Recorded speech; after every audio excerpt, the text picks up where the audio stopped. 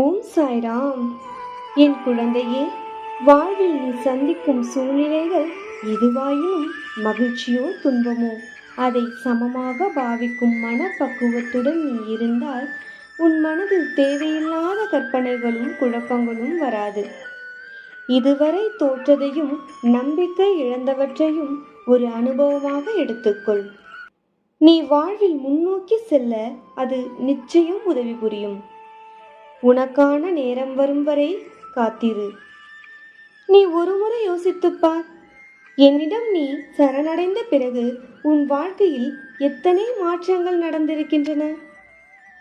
நீ அந்த மாற்றத்தை பற்றி யோசிக்காமல் இன்னும் பழைய நிலையில் இருக்கின்றாய். நீ எப்போது என்னுடைய நிழலுக்கு வரப்போகின்றாய்? நான் உன் கையை பிடித்து விட்டேன், ஆனால் நீ இன்னும் பிடித்துக் கொள்வதற்கு தயங்குகிறாய்.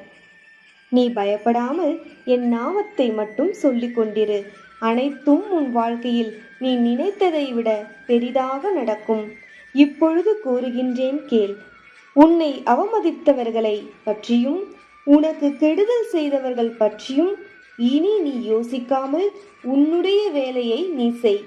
நான் அவர்களுக்கு தக்க பாடம் புகட்டுகிறேன். நீ இனி நிம்மதியாக இருக்கலாம். உன் சாயிருக்க பயமேன்.